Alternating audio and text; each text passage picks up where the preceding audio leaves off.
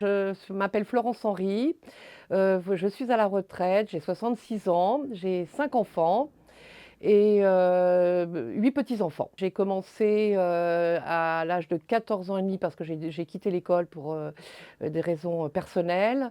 J'ai travaillé comme femme de ménage au Clos du Roi, parce qu'à cette époque-là, bah, on ne donnait pas d'autre chose à faire puisque j'étais trop jeune pour, être une vraie salariée. Et j'ai fait donc le Clos du Roi pendant 14 ans. J'ai fait une formation d'aide-soignante et donc j'ai été aide-soignante pendant plusieurs années, à Richebourg comme, auprès des personnes gravement handicapées.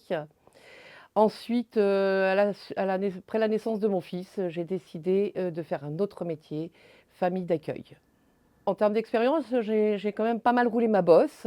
J'ai été donc famille d'accueil pendant 27 ans. J'ai élevé plein d'enfants qui sont tous grands, toujours attachés à moi parce que c'est mes oisillons et je les lâche pas. Ensuite dans ce laps de temps, j'ai aussi été interpellée par, le député, monsieur Olivier Marleix, comme, attaché parlementaire et je vais mettre un petit point d'honneur sur ce monsieur parce que, c'est grâce à lui que j'ai pris beaucoup confiance en moi. Parce que j'étais une personne qui n'avait absolument pas confiance en moi.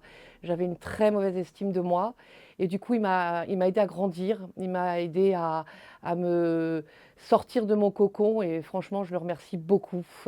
Si je peux dire, dans mon parcours, j'ai été aussi conseillère municipale, conseillère départementale, ce qui m'a permis aussi de plus on va dire, développer sur l'action sociale, sur tout ce qui est en termes de social. Et en 2021, j'ai décidé de créer une association pour aider les femmes et les hommes victimes de violences conjugales et intrafamiliales. Et aujourd'hui, c'est une association qui a donc 4 ans et qui fonctionne, plutôt trop que pas assez à mon goût. J'aurais préféré, un jour me dire, qu'on n'aurait plus besoin de ces associations pour les hommes et les femmes victimes de violences conjugales. Alors l'association a comme nom «Derrière les murs», parce que comme chacun sait, derrière les murs, on ne sait jamais ce qui s'y passe. Et j'ai trouvé que ce nom avait une vraie consonance par rapport aux hommes et aux femmes victimes de violences conjugales et intrafamiliales. Donc nous les accompagnons au quotidien dans des démarches vers une plainte, que ce soit police ou gendarmerie. On les aide donc à trouver un avocat, psychologue, une demande de logement. On les accompagne aussi dans leur quotidien pour, des produits de première nécessité.